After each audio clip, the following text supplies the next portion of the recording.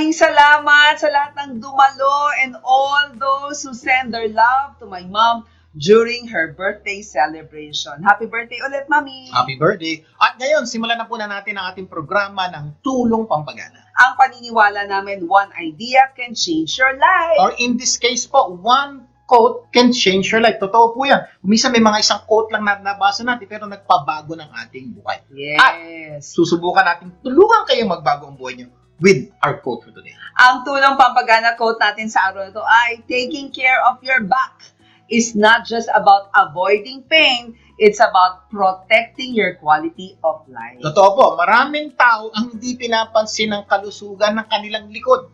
Maraming hindi kalusugan dito, pero likod po yung napaka-importante. Okay? Hanggang hindi na nila matiis ang sakit. Tandaan mo, tandaan nyo. At ang ating likod ay sumusuporta sa halos buong katawan natin. Okay? Pagtayo, paglakad, pagtatrabaho, pagbubuhat, at kahit ano pang ginagawa natin, napaka-importante ang likod, maski sa pagpapahinga. Oo nga, syempre, parang mahirap matulog nang wala kang likod, di ba? Kaya kapag hindi natin ito inalagaan, no, ang ating likod, unti-unti nating sinisira ang pundasyon ng ating katawan. Ang pag-aalaga sa likod ay hindi lang para makaiwas sa sakit, di ba? Ito ay para maprotektahan ang kalidad ng ating buhay. At syempre, may good news kami sa inyo, matutunghayan natin sa usapang kalusugan. Si Dr. Isagani Lial, ang leading musculoskeletal and ultrasound-guided joint pain specialist who focuses on non-surgical, minimally invasive treatments for joints, muscle, and tendon conditions. He is the founder of Center for Musculoskeletal Science Asia based in the Philippines. So, ibig sabihin, pag may sakit po kayo sa likod na nararamdaman sa inyong katawan, hindi kailangan operasyon kagad. Yung po, ang galing po kay Doc Gani, hinahanapan niya ng ibang paraan para masolusyonan yung problema. Hindi kailangan operasyon. Kasi, base po sa pag-aaral, napakarami ng solusyon ngayon sa mga problemang dinadaanan natin na hindi naman kailangan surgery kagad. Doc Gani, ano ba ang karaniwang problema sa kalusugan ng ating mga overseas Filipino workers o mga Pilipinong nasa ibang bansa? Yes. Ano ang sanhi nito? Ano ang lunas? At paano kayo makakatulong? Okay po, so karamihan sa ating mga OFW ay nagtatrabaho ng husto, no? Labor talaga yung problem, yung trabaho natin. So ang pinaka-common po na problem natin dyan is mga back pains or spinal problems, specifically low back pains, no? So ano bang cause ng ating back pains? Ang cause po nating back pains is disalignment ng spine. So ibig sabihin, pag ang spine mo is naka-align na kagaya nito, straight ang spine, hindi po siya nag-cause ng back pain. Pero kung ang back pain o ang spine mo is maluktot, kagaya nito, meron scoliosis, pwede po siya magka-develop ng recurrent back pains. So ang tanging solution lang po niyan is realignment ng spine. Itutuwid po natin. Ito po yung before, ito po yung after. Pag naituwid po natin yung spine sa pamagitan ng physical therapy for 2 weeks, tutuwid na po yan, that's the time na ma-relieve po yung back pain. So if ever, meron po kayong mga slip disc, no? Huwag muna kayong pa-opera kagad. No, meron tayong option dito, kung uwi kayo ng Pilipinas, pwede po kayong magbakasyon, at the same time, magpapagamot ang inyong back pain at mga slip disc. At kung meron naman po kayong mga kailangang operahan sa tuhod, mas maganda pong tingnan muna natin, baka naman merong alternative na hindi kailangang operahan, kagaya ng mga sports injuries, mga meniscus tear, ACL tear, o may mga osteoarthritis, titingnan po natin kasi meron na po tayong mga alternative ngayon na non-surgical technique. Ngayon po, pwede po kayong makipag-communicate sa amin through our Viber, through our Messenger, pwede po tayong mausap at malaman natin kung ano talaga ang problem at magawa natin ng paraan na walang opera. Maraming salamat, Doc Gani, at sa inyong mga tinuro. Naku, sana po sa lahat na nanonood ngayon, nakita niyo po may solusyon ng problema ang inyong pinagdadaanan. Kaya kapamilya, kung kayo ay magbabakasyon sa Pilipinas, huwag kalimutang bisitahin si Dr. Isagani Leal ng Center for Musculoskeletal Science Asia. Pwede rin kayong magpakonsulta via Zoom, no? Video conference, pwede din sa kanila. Hanggang nasa Amerika pa sila, para pagdating nila sa Pilipinas. Pwedeng treatment na, no? Pwedeng mag-video conference, pwedeng sa Messenger, sa Viber while you are in the US. So don't wait before it's too late. Contact him through the information flashed on your screen. Totoo po, napakarami na po natulungan ni Dr. Eliel. Kami rin po, may mga problema kami sa aming pangangatawan. Nakatulong po yung mga bagay na nirekomenda niya sa amin. Correct. At bago tayo mag-break, magbibidaan mo tayo sa Usapang Real Estate mula kay Ira Ranara ng Ayala Land. Ira? Kapamilya, 'di ba? Habang nasa abroad ka, madalas puro trabaho, double shift, walang tulog, lahat ginagawa mo para sa pamilya. Ang tanong, may napupundar ka ba talaga para sa sarili mong future? Tandaan mo, hindi habang buhay nasa abroad ka, uuwi ka rin sa Pilipinas. 'Di ba? Ang sarap sa feeling pag uwi mo may sarili kang property sa isang secured, affordable, and world-class Ayala Land community. Huwag ka lang basta bumili ng kondo o bahay. Get a real investment. Build your future and choose a trusted developer. 'Di ba? Mas maganda na habang nagtatrabaho ka sa abroad, your investment in the Philippines is working for you. Pwede mo pang gamiting bakasyonan, pamana sa pamilya, o pagkakitaan through rentals, 'di ba? Wise people don't just earn money. They make sure that their money work for them. So be wise. This is Ira Ranara, reminding you to make your money work for you. And good news, may magandang promo ang Ayala Land ngayon. May zero interest, flexible payment terms, and huge discounts. So don't wait before it's too late. Nasa California ako until June 4. Magkita tayo ha! Message me today through the contact details flashed on your screen. Until next time! Maraming salamat, Ira. Until next time. By the way, if you're looking for an outstanding and trusted immigration lawyer with expertise and compassion for Filipinos, reach out to Attorney Ed Alan Lindin. Tawagan po ang numerong 747 o mag-text po sa numerong 747-214-7474 para ma-schedule po natin yung consultation nyo with attorney para matulungan kayo sa inyong mga immigration problem. Yes, pwede mag-email sa tulongkopasamo@global@gmail.com. Magbabalik pa ang tulong ko pa sa Global. Huwag bibitiw! Tulong ko ipasa mo, gaganda ang mundo. Tulong ko ipasa mo, gaganda ang mundo. Nagbabalik ang tulong ko pa sa Global. Vic Garcia po muli. At Evelyn Garcia. Dadako na tayo sa ating tulong pampaganda ng buhay. Ang paniniwala namin, you don't become what you want, you become what you do continually. At dahil gusto namin continually mas gumanda ang buhay nyo, continually magpapatuloy po kami bibigay ng inspiring stories na pwede nyong kapulutan ng aral para gumanda ang buhay. At syempre, yan ay sa Usapang Real with Lucci. Matutunghayan natin ang kwento ni Baron Geisler. Kilala bilang isang notorious na tao. Ang tawag nga sa kanya, Baron Gangster. Yan, grabe. Diba? How was he growing up? Ano ang kanyang mga pinagdaanan? At paano siya nagbago? Panoorin natin ito. Lucci!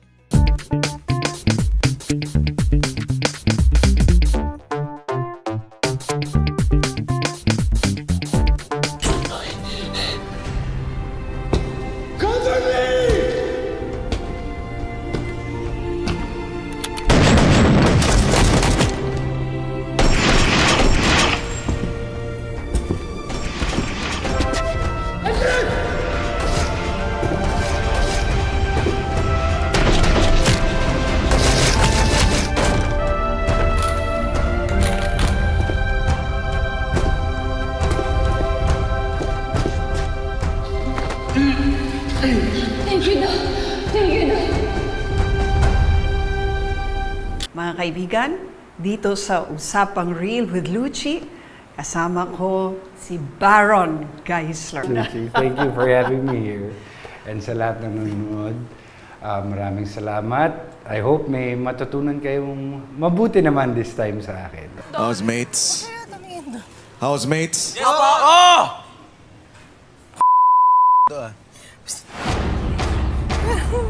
Yes po, kuya. Baron, pumasok ka sa confession room ngayon. Ngayon din, Baron. Narinig nyo lang hearsay? Nasaan yung complainant? Nasaan yung complainant? Pasok na muna. Hearsay! Mano yung mga camera dyan. Never ako nagkalat doon, man. Ito ang sistema natin yan. I'm sure naman meron. Kasi alam mo, Baron, I'll have to say, napaka-notorious mo. Yeah. You are famous, but you are known more for your notoriety. Yes, I'm infamous. But I think that's all in the past now. Parang after my show, Incognito, parang nagkaroon ako ng clean slate. I worked for Incognito for a year now. And it has saved my life, it has saved my career, and it turned me into a better human being, a better actor, a better father. Because I just kept it real. You know, I before I had so many masks. I was a people pleaser, and of course a liar. Until eventually, you know, during the course of working with the best of the best, like Direk Lester Pimentel and Ian Veneracion, the cast Daniel Padilla, we created this certain family vibe that's real. That all they have for me is tough love and nothing but support sa recovery ko. And I embraced that. I embraced the family. Doon ko nangingilabot ako ngayon, yung term na kapamilya laging ginagamit ng ABS-CBN. In-embrace din kasi nila ako bakit.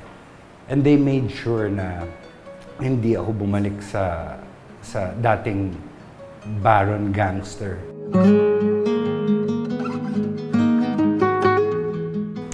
about, okay, maybe we'll start from how you were raised, Baron. Kasi laging ganun ang pinag-uusapan, di ba?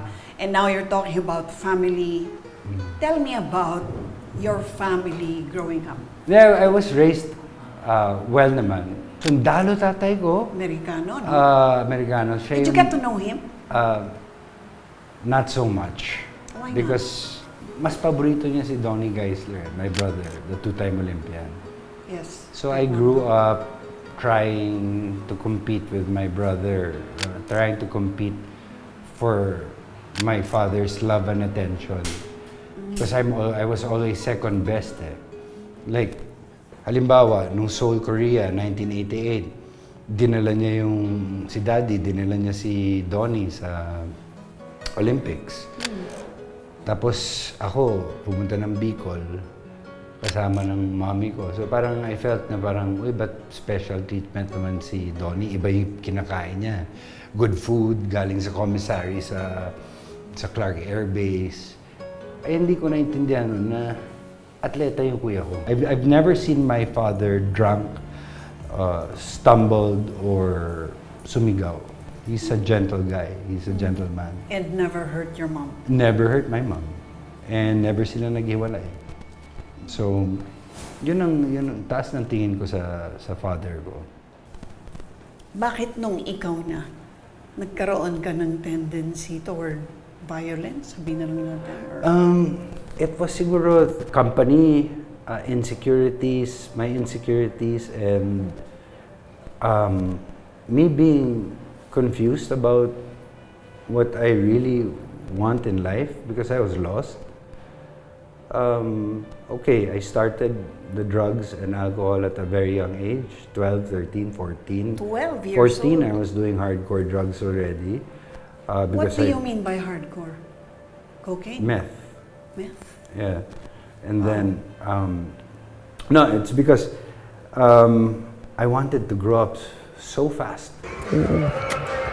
Salamat. Mahal mo ako, no? Yung mga parties namin kasi parang kami yung hari ng Angeles eh. Meron pa sila yung brother-in-law ko na hotel doon na minsan pag nag-shoot yung mga artista nung 80s at saka 90s, dun sila pinagsistay. So we would throw all our beers there, party like an animal, and just like, at my age, nung time na yun, I shouldn't be partying with these guys. So kahit naging artista ka na, kumikita ka na ng sarili mong pera, Man-child. Isa akong man-child. hindi ka pa rin, hindi mo naiisip na maging responsable with the money you were earning? No, I blew it off one time nung dumating yung summer cocaine. Bumili ako ng worth 1 million pesos of cocaine. And that's 1:1. 1 gram is to 1,000 pesos. Wow. Pero eventually, you know, when I was hitting reality, parang in-orchestrate ng brother and sisters ko kung paano ako makulong ulit. Itong time na to, hindi na ako nagda-drugs kasi wala na akong pera pang drugs.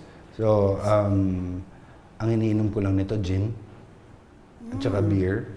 Hindi na ako halos So kumakain. you did hit rock bottom financially? Financially, spiritually, emotionally, psychologically, lahat. But I was still trying to play God, or I was in denial.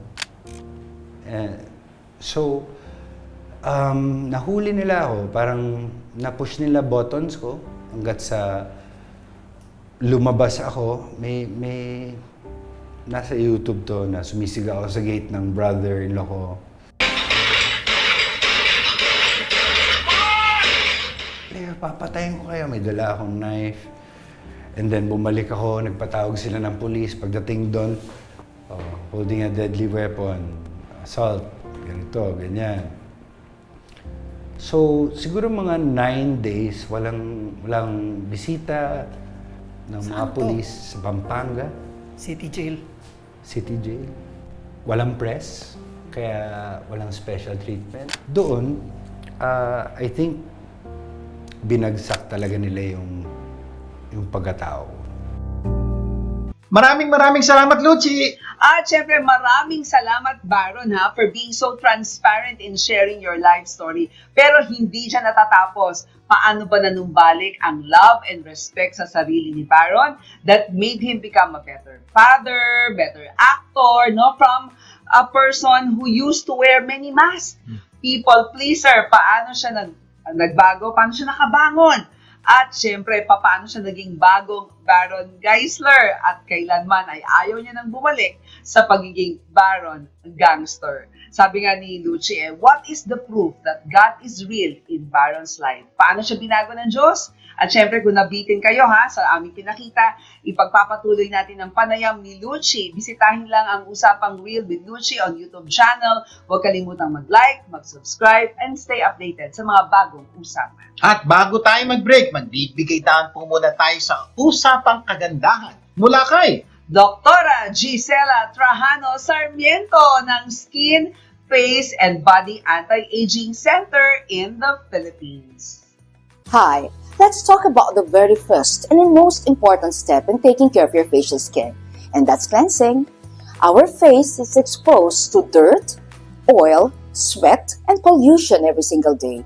So kahit nasa bahay ka lang, your skin still produces oil and collects impurities. If we don't clean it properly, it can lead to clogged pores, pimples, and dull skin. So what should you do?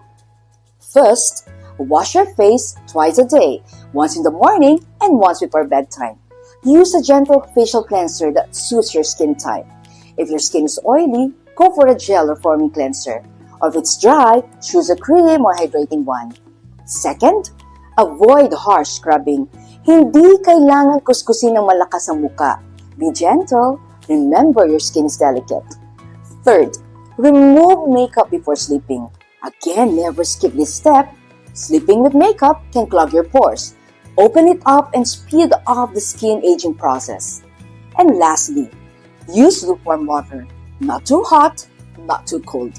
Hot water can dry your skin, while the cold water may not effectively remove dirt. So remember this.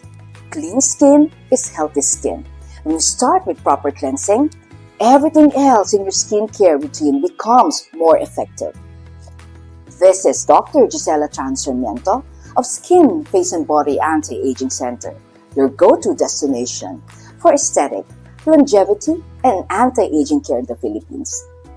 Maraming salamat, Dr. Gisela. Until next time. Okay, mamaya sa tulong dagdag kalaman, pag-uusapan natin ano-ano ang masasamang dulot ng sama ng loob. Naku, malamang nakilala kayo ganyan. Sa ating episode na, Please be careful with your heart. Magbabalik pa ang tulong ko, pasang maglubad. Huwag bibitiw.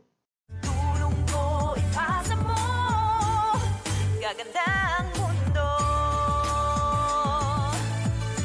Tulong ko ipasa mo, gaganda ang mundo. Nagbabalik ang tulong ko, pasang maglubad. Vic Garcia pumuli. At Evelyn Garcia. Bago natin pagpatuloy ang topic sa araw na ito, magbibigay daan mo tayo sa usapang life insurance mula sa Outstanding Living Benefit Specialist na si Gina Criste. Gina! Alam mo, kapag retirement ang topic, ang sarap pakinggan. Beach house, travel goals, morning coffee na walang alarm clock. Pinaghahandaan natin yan. Nag-iipon, nag-i-invest. Excited na tayong mag-enjoy. Pero, here's the real question. What if, bago dumating ang Europe trip mo ay may dumating munang diagnosis? Cancer? Stroke? Heart attack? Hindi natin hinihiling yan, pero habang tumatanda tayo, mas kilala na natin ang laboratory kesa sa travel agency. That's where living benefits comes in. Ibig sabihin, habang buhay ka, pwede mong ma-access ang life insurance policy mo if you get critically, chronically ill, or magkaroon ng Alzheimer's disease. Hindi mo kailangang hintayin na wala ka bago may makinabang. Kasi, aminin natin, ang alam natin na insurance lang na mapapakinabangan ng iba kapag wala ka na. Para kang bumili ng cake tapos ibang kakain. With living benefits, you don't have to worry. May pambayad ka sa mortgage, living expenses, and other hospital bills.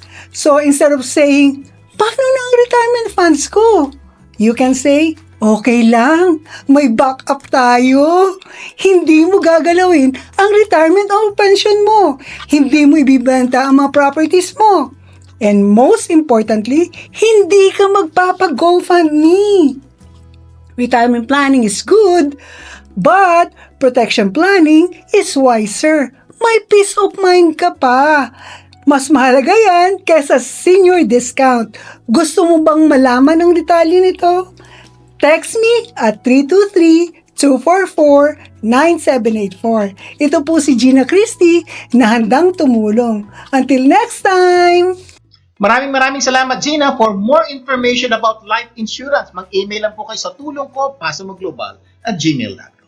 Okay, dadakan tayo sa ating tulong dagdag kaalaman kung saan hanap tayo ng paraan para mas madagdagan ang ating kaalaman. At ang pag-uusapan natin ay isang bagay na napakaganda.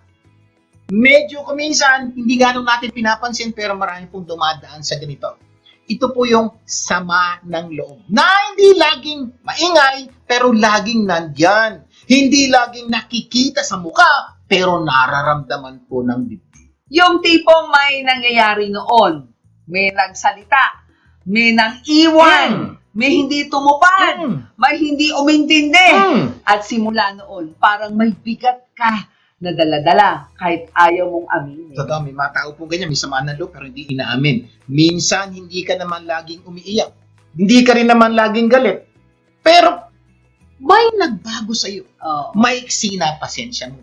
Mabilis ka nang mapuno o magalit. Madali kang mapagod. Nako! At ang masakit dito, pwedeng matagal mo na yung dala. Diba? Ang umingiti ka pa rin, pumapasok ka pa rin sa opisina, nakikipag-usap ka pa rin. Pero sa loob mo, may sugat na hindi mo pa hinaharap. Yeah, may ibang magkasama sa isang bahay. Pangiti-ngiti. Sa kwarto. Parang lahat okay, pero may sama ng loob pala. Kaya wag nating maliitin ang sama ng loob. Kapag ang Kurt ay kinimkim mo, at nang kinimkim mo, marami pong ganyan. Nakaka-epekto po to sa ating buhay. Nag-iiba ang ating pag-iisip, ang ating katawan, ang ating ugali, at maapektuhan ng relasyon mo sa mga taong nakapaligid sa iyo. Kaya pala minsan, parang nagkakasakitan ka ganun. Yung parang wala namang sakit, pero parang may lagnat, di ba? Alam nyo, ayon sa health, no, sa World Health Organization, too much stress can affect both mind and body. Alam nyo ba, make it hard to relax. Nahirapan silang, di ba, mag-relax and harm physical and mental health. At ayon pa sa APA, chronic stress can damage health and overall well-being. Kaya kung dumadaan po kayo sa sama ng loob na kumisan, hindi mo pinapansin pero nararamdaman mo, good news. Sa araw na to, pag-uusapan natin kung ano-ano masasamang dulot ng sama ng loob. At hopefully, pagkatapos ito, mag-isip na kayo kung paano tanggalin yung sama ng loob. At ang good news ito. Next week, pag-uusapan naman natin, ano-ano ang dapat gawin para matanggal ang sama ng loob. Lilinawin po natin. Today, pag-uusapan natin yung harmful effects o masamang dulot ng sama ng loob. Next week, ano yung mga dapat gawin? Sama ng loob na nagiging sama ng labas.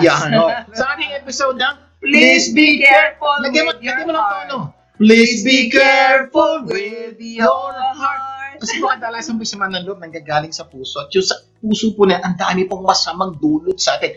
Isa-isay natin. Okay. Bad effect number 1. Sama ng loob changes your personality. Alam niyo ang sama ng loob kapag matagal, binabago ka nito. Hindi mo man agad napapansin, pero binabago nito ang buhay mo. Totoo po. Pag may sama ng loob, mapapansin mo, pagkatabi mo siya, bigla ka na natahimik. Pag nakita mo siya, bigla, parang may init sa katawan mo. Pero hindi naman ikaw dati yun. Kaya lang dahil yung sama ng loob, pinatagal mo sa puso mo, nagbabago ang ugali mo. Malamang nararamdaman mo yan, napapansin. At minsan parang, di ba, kalmado ka, no? Mabilis ka na ngayon mairita. Kalmado ka. Pero nakita mo siya. Dati open ka.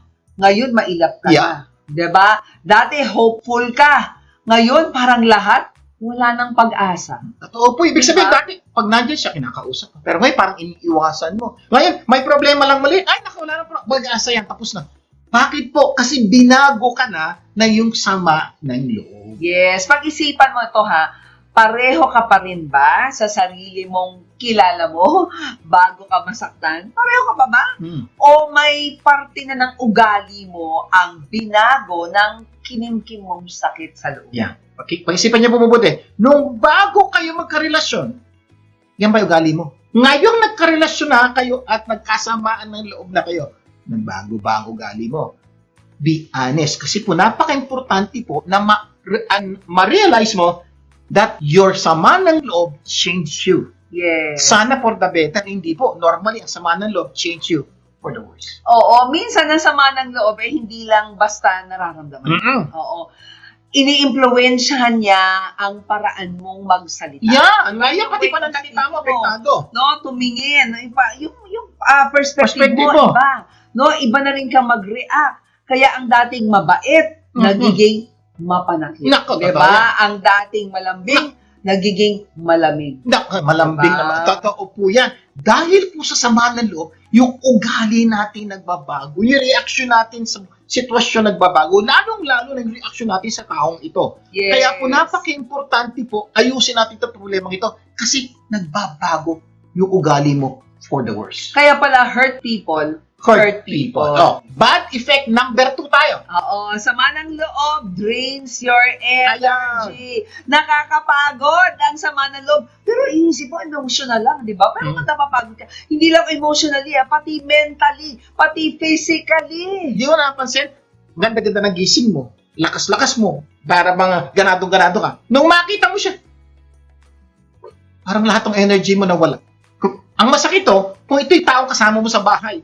O kumisa naman, kasama mo sa trabaho. Ang ganda na gising mo, nakapasok ka sa opisina. Pagdating sa opisina, naubos lahat ang lakas mo. Problema yun. Oo, kaya minsan pagod ka na agad kahit wala ka pang ginagawa. Hindi dahil kulang ka lang sa tulog, kundi dahil may dinadala kang bigat na hindi mo mailabas. Alam nyo yan, nararamdaman nyo yan, napapansin nyo yan. Kaya dapat makinig kayo mabuti. Hanapan natin ang solusyon. Ito ang tanong na baka tumama sa'yo, ang pagod mo ba ay dahil sa dami ng trabaho o dahil sa dami ng kinikimkim mong sama ng loob? Napakaganda pong tanong yan. Please be honest with yourself. That the good news is may solution po ito. Yes. Hindi po kayo dapat patuloy na magkaroon ng drain ng inyong energy. Kaya may mga tao kahit rest day, pagod pa rin. Kawawa Bakit? naman. Dahil ang katawan ay hindi nakahiga. Nakahiga Diba? na yung katawan, pero yung isip at puso at Oo, kaluluwa, galit pa rin. nakikipaglaban pa rin, di ba? Sa alaala, sa tampo, sa galit. Totoo yan. Ibig sabihin, okay na may sitwasyon mo, pero pagod ka, nakahiga ka na, pagod ka pa rin. Nagbabakasyon ka na, pagod ka pa rin. Kasi yung katawan mo, nagbabakasyon, yung utak at puso mo, galit pa rin. Nako, sa aming pagbabalik, tutuloy natin ang napakaganda nating kwentuhan. Magbabalik pa po ang tulong ko, Pasa Mo Global. Huwag bibitiw. Tulong ko ipasa mo, gaganda ang mundo. Tulong ko ipasa mo, gaganda ang mundo. Nagbabalik ang tulong ko, Pasa Mo Global. Rick Garcia po muli. At Abilene Garcia. Bago natin pagpatuloy, yung usapan natin sa napakagandang topic natin ngayon, panoorin po muna natin ang Simple Reminders with Lasting Impact with Evelyn and Erica. Hi everyone! We're here again for another Simple Reminders. With lasting impact. So today, let us slow down, take a deep breath, And reflect on something we tend to overlook. In a world full of distractions and constant noise, remember to be present. Presence is one of the greatest gifts we can offer. That's correct. And when you sit with someone, with your spouse, your kids, a friend, or even a coworker, give them your undivided attention. Set aside the phone, the checklist, the mental rush. It may seem small, but it communicates something powerful. And sometimes, that's exactly what a person needs to hear. So today, choose presence. Show up fully wherever you are. This is Erica Garcia and Evelyn Garcia, reminding you that presence builds trust and strengthens relationships. Simple reminders, lasting impact. Maraming salamat. For more life lessons, subscribe now to Simple Reminders Lasting Impact YouTube channel. Okay, tutuloy na po natin ang pagsagot sa napakagandang tanong. Ano-ano ang masasamang dulot ng sama ng loob? Sa ating episode na, Please be careful with your heart. Okay, review. Sabi natin, number 1, bad effect, sama ng loob changes your personality. Ang sama ng loob po, kapag ito po ay patuloy, magbabago po ang ugali nyo. Oo. Bad effect number 2, sama ng loob drains your energy. Ay naka, pag masama ang loob yun, nakakapagod. Marami kayong ginagawa, pagod na kayo kagad. Not only emotionally, but physically, mentally. Number 3, sama ng loob can turn into bitterness. Ayan. Medyo Nako. sama ng loob, pag-usapan natin ito. Bitterness, ampalaya. Oh, para magiging ampalaya. Oo, ang hurt kapag hindi na-process, pwedeng maging pait o bitterness. Ibig sabihin po, ito po yung nasaktan ka. Tapos hindi nyo niresolve. At patuloy kinimkim nyo. Kumisan, kahit wala na siyang ginagawa, galit ka na. Oo. Tapos kumisan, hindi ka lang galit, bitter ka na. Bakit ba naman kasi? Ba't siya pa kasi pinakasalan ng anak ko? Bakit ba naman dito pa siya tumira? Ang dami mo ng problema. Pero nagsimula na po yan sa isang sitwasyong nagsumama ang loob mo. Ang problema, hindi mo inayos, ngayon bitter ka na sa sitwasyon ng buhay. Yung tipong dating nasaktan ka lang, pero kalauna, naging cynical ka. Ayaw mo nang tindihin siya. Diba? Lagi kang doubtful. Ginagawa Lagi ko kang niya. may patama. So, Diba? sabihin, may ginawang maganda. May ulterior motive yan. Tapos kung sa pananalita mo, palagi kang merong gustong pasaringan. Alam mo yung pasaringan, patamaan. Siya yun. Feeling mo, hindi niya naintindihan niya po yun. Dama niya yun.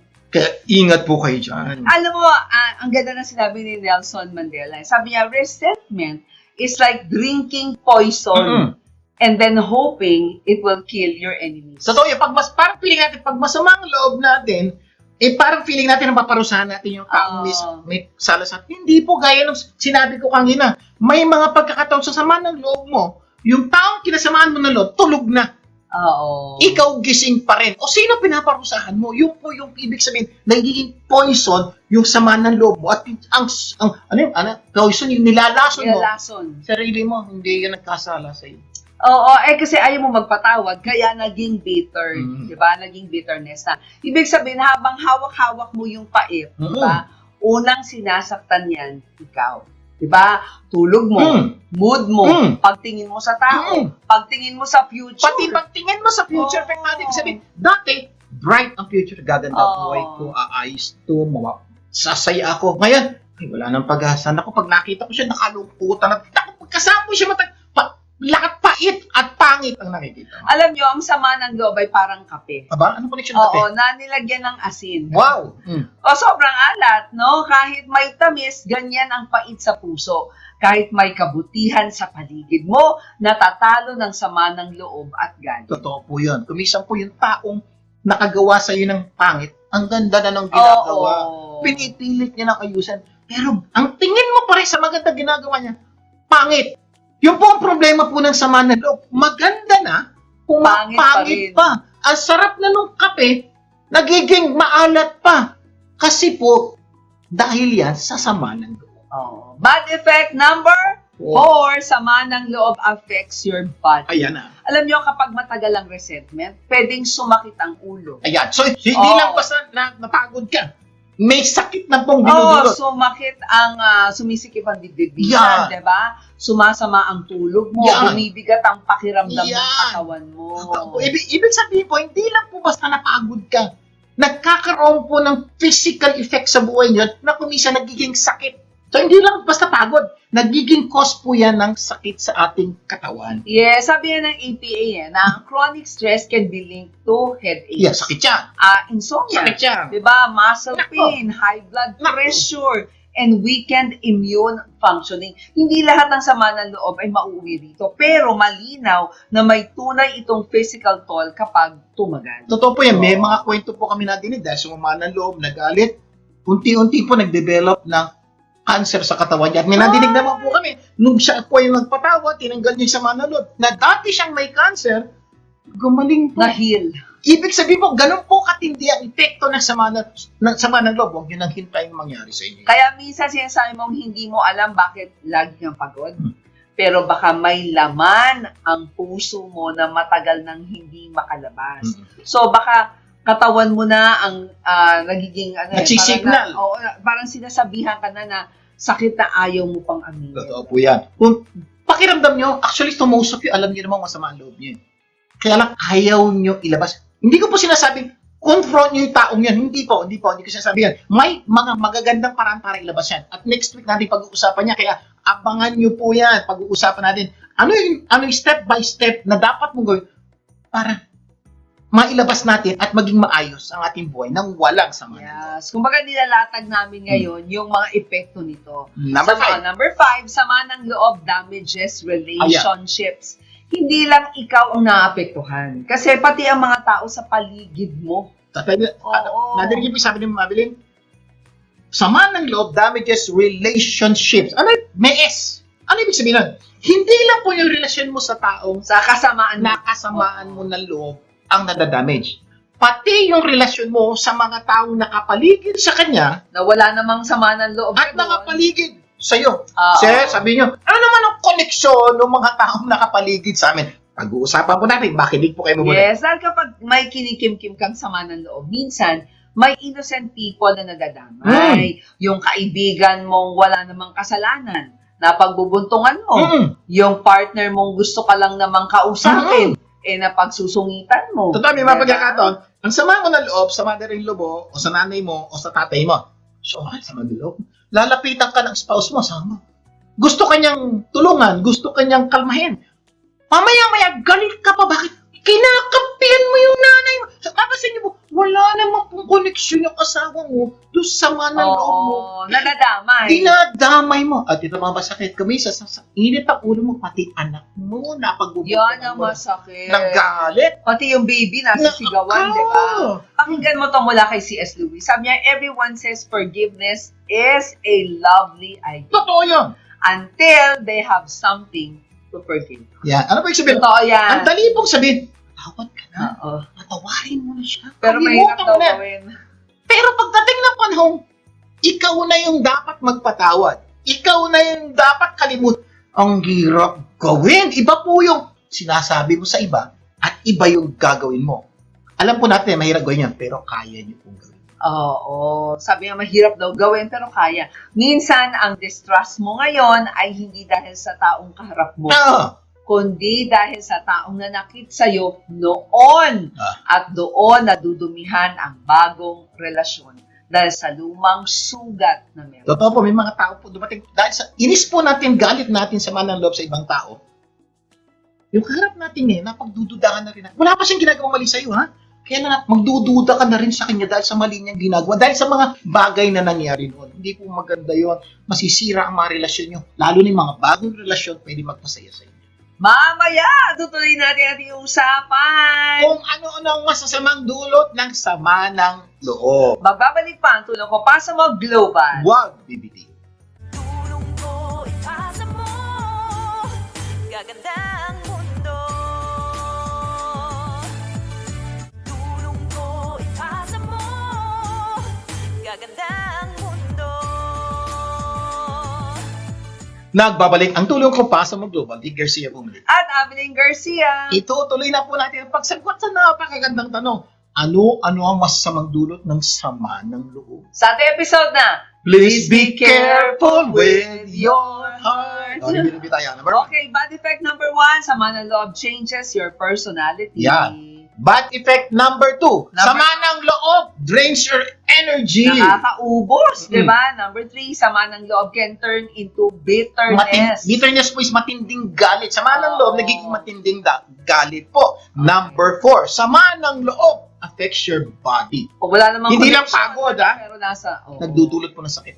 Yeah. Correct. At syempre, number 5, sama ng loob damages relationships. Totoo po, napakahirap po maging masaya pag may sama ng loob tayo. Masakit po, maski yung mga taong hindi kasama. Sa kwento ng sama ng loob, nasasama. Problema. Number 6, sama ng loob blocks peace, joy, and clarity. Aba, ang dami na. Peace, joy, and clarity. Kasi kapag puno ka na ng hurt, hirap kang makaranas ng tunay na kapayapaan. Totoo po yun. Diba? Yung di ka makatulog, di na makakain, tagyawat sa ilong, pati na sa pisngi, sa kaka, sama ng loob sa ibang tao. At ang mahirap niyan, parang kahit na may magagandang nangyayari, nakikita mo na yung pangit, diba? Kahit may blessing, parang kulang. Kahit may taong nagmamahal sa'yo ng totoo, diba? Parang meron ka ng duda. Ibig sabihin, minamahal ka ng totoo, duda pa rin. Ibig sabihin, pumapangit po ang pananaw nyo sa lahat ng bagay. Nawawalan kayo ng peace, At pag taong walang peace po, paraging, kanyan, ang gulo-gulo po ng buhay niya. Kawawa naman po ng tao. Kasi ang stress itself can affect concentration and coping. Sabi nga ng WHO, di ba? Hindi daw nakapagtataka na kapag overloaded ka sa hurt at resentment, pati yung clarity mo, apektado. Hindi ka na klaro mag-isip. So, ibig sabihin, pag marami ka sama ng loob, di ba, may problema ka makaharap, parang hindi mo masolusyonan kasi clouded ka ng napakaraming bagay. Yung simpleng problema, hindi mo na masolusyonan na dati naman, ang dali-dali mong solusyonan. At saka minsan, ang problema, hindi kulang ang liwanag sa paligid mo. Oo. Maraming ilaw di ba? Ang Clarity yan. problema, makapal ang ulap sa loob mo. Totoo yun. Ibig sabihin, malinaw naman. Kaya lang, ang dami pong bagay na pagdududa, pag-inis, baka ganito. So, pag susolusyonan mo na, ano ang gagawin ko? Hirap ka. Bakit? Clouded ang puso. At minsan, isipan mo. parang kahit na may blessing ka na, pero hindi mo na ma-feel. May oportunidad ka na, pero takot ka pa rin. May mabuting tao na nasa paligid mo, pero duda ka pa rin. So yun po yung mami, ang dami na magandang nangyayari. Kumilis na ang Diyos. Nagbago na yung mga tao sa paligid mo, ikaw tingin na pa rin pangit. Di ba ang pangit ang epekto nito? Kaya yung sama ng loob po, ingat-ingatan nyo po, tanggalin nyo po sa katawan nyo yan. Nako. Number 7, sama ng loob can harden your heart toward God. Ayan. Sabihin mo, titigas daw ang puso mo patungkol sa Diyos. Anong koneksyon ng sama ng loob? Nadamay ang Diyos. Bakit? Kasi kapag matagal ang sakit, pwedeng tumigas na pati puso mo sa Diyos. Kasi po, bakit tumitigas ang puso? Kasi po parang ganito, Lord, tagal ko nang pinag-pray itong problema ito, itong taong ito, wala naman nangyayari, wala ka namang ginagawa. So ngayon, hindi na po yung taong yun na may kasalanan lang. Pati si Lord may kasalanan sa sama ng loob mo sa taong ito at because of that, nalalayo ka. Tsaka minsan, di ba, parang hindi ka naman laging galit, no? Sa kanya, direkta, di ba? Pero lumalayo ka. Hirap kang mag-pray. Hirap kang magtiwala. Totoo po yan. Napakahirap pong mag-pray at humingi ng tulong sa Diyos kung may galit at sama ng loob ka. Kaya sabi nga po sa Bible, kung may galit at sama ng loob ka, habang nagpe-pray ka, iwanan mo muna yung pagpe-pray mo. Punta ka muna. Para yung panalangin mo, pakinggan ng Diyos. Kaya minsan nga parang hindi mo man sabihin, may tanong sa loob mo eh. Lord, nasaan ka nun? Diba? Bakit mo pinayagang mangyari yun? Diba? Yung mga tanong eh. So, ibig sabihin, ganito pa. Alam mo na yung nangyari before at ngayon alam mo galit ka. Tanggap mo may sama ka ng loob. Kaya nga, Lord, ba't mo pinabayaan nangyari? Lord, nasaan ka na? So ngayon, ang nangyayari po, sinisising nyo na si Lord. At pag sinising nyo si Lord, mahirapan kayong tulungan ni Lord. Bakit? Paano kayo nagtutulungan ng taong may dahilan o yung Diyos na may dahilan ng yung sakit at pasakit? Kaya nga paalala sa atin ng Bible sa Matthew 11:28, come to me, all you who are weary and burdened, and I will give you rest. Ganda po ng payo po ng Diyos o command ng Diyos. Pag dumating po kayo sa puntong masama ang loob nyo, parang pangit lahat na nangyayari, isa sa hinihiling ng Diyos, lumapit ka sa Kanya at bibigyan Kanya ng kapayapaan o kapahingahan. At yan ang isa sa pinakamabigat na epekto. Yung nilalayo mo ka. ang sarili mo sa Diyos. Hindi lang tao ang nilayuan mo. Diba? Pati ang Diyos na gustong sumalo sa'yo, nahihirapan ka ng lapitan. Diba? Masakit pong sitwasyon yan. Ayaw po nating mangyari sa inyo yan. Kaya sa next week po, abangan nyo po, iisa-isayin po natin ang dapat nyo gawin para mas tanggal lahat yung sama ng loob. Balikan natin. Okay, 7 steps Number 1, sama ng loob can change your personality. Number 2, sama ng loob will drain your energy. Yes. Number 3, sama ng loob will make you become bitter. Yeah. Sama ng loob can damage your relationship. Affect your body. Yeah. Number 5, sama ng loob, ano sabi natin kanina, damages your relationship. Number 6, sama ng loob blocks peace, joy, and clarity. And number 7, sama ng loob can harden your heart toward God. Mga kaibigan, tandaan nyo ito. Ang sama ng loob, kapag hindi mo pinansin, hindi lang basta mawawala yan, hindi nawawala yan. Madalas lumalalim. Minsan, nagiging galit. Pero, ang pinakadelikado dito, hindi lang dahil nasaktan ka, kundi dahil unti-unti kang nababago ng hindi mo namamalayan. Kaya, please be careful with your heart. Hindi dahil weak ang puso mo, hindi po, kundi dahil mahalaga ito. At kapag napabayaan mo ang puso mo, buong buhay mo ay apektado. At bago tayo magtapos, ito lang ang tanong na gusto naming iuwi mo. Ang samaan ba ng loob mo ay tahimik lang o matagal ka na nitong binabago? At kapag naging honest ka sa pagsagot sa tanong na tinanong ni Ma'am Avelyn, baka doon magsimula ang pinakatotoong pagtingin sa sarili o solusyon sa problema mo. At next week, pag-uusapan natin ang mga dapat Gawin Gawin. para mabawasan ang sama ng loob. The good news is, may solusyon po. Abangan niyo po yan. Promise, pag napanood niyo ito, gagaan ang puso niyo at mawawala ng sama. Sana marami tayong natutunan sa ating mga pinag-usapan. At next week, mas marami pa tayong pag-usapan na tunay na magpapaganda ng iyong buhay at mga mahal sa buhay. Closing prayer tayo. Ang mga nasa langit, maraming po salamat sa pagpapaalala niyo sa amin sa masamang dulot ng samaan ng loob. Dalangin po namin sa mga lahat ng tao na nanonood sa araw na ito, makita po nila ang masamang dulot at next week, manood sila ng programang ito para malaman nila ang solusyon sa kanilang problema.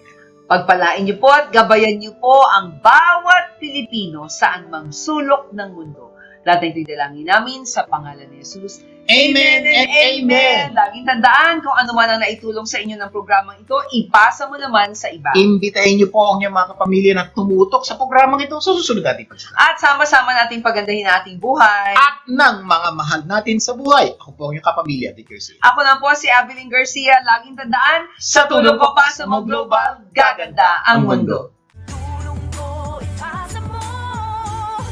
Gaganda ang